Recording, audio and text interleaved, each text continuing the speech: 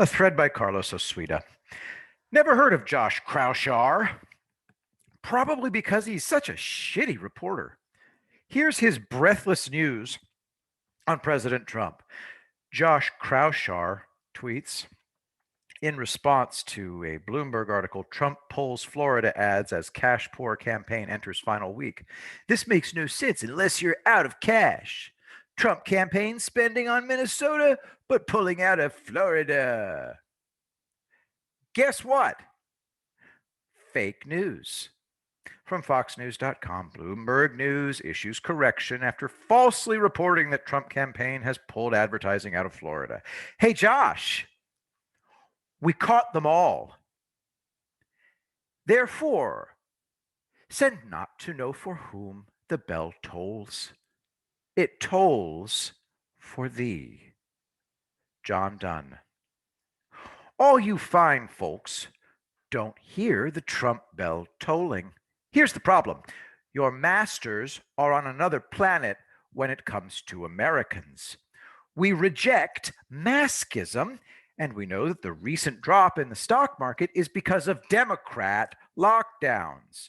Trump made the election a referendum on the Democrats, and you missed it. These guys didn't. From thehill.com. Don't believe the polls. Trump is winning. Quote, we predict that President Trump is going to win the 2020 presidential election and win big. While the majority of the polls suggest that Democratic presidential nominee Joe Biden is leading, or at best, that it's close, those polls suffer from at least three problems. 1, the tone of the questions. 2, the sample of respondents. 3, the content of the current news cycle. Add those factors to the eerie cloning of the 2016 dynamic and add Democrat insanity, universal persecution of Trump supporters, Democrat totalitarianism, Democrat destruction of the economy, permanent Democrat rioting.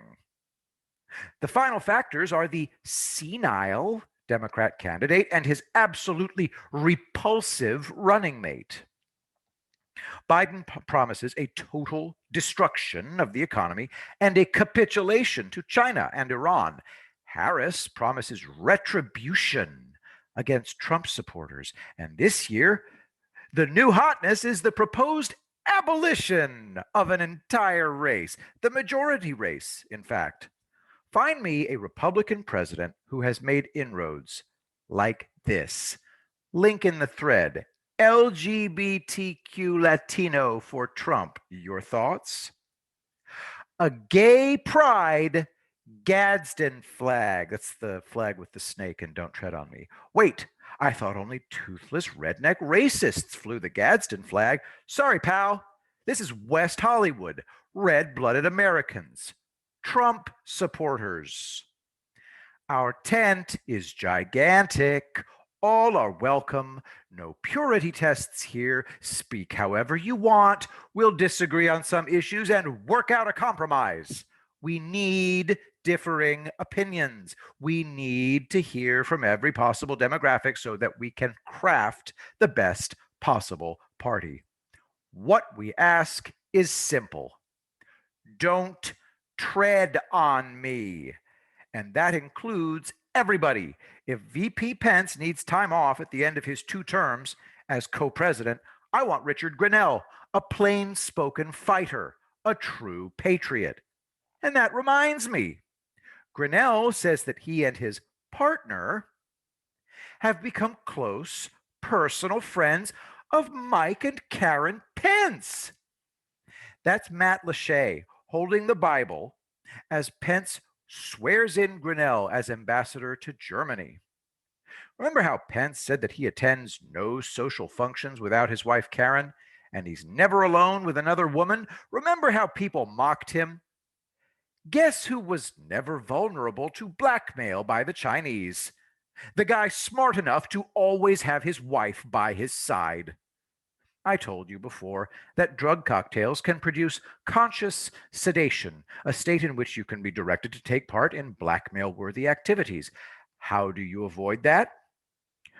Bring along the old ball and chain, who's actually your bodyguard.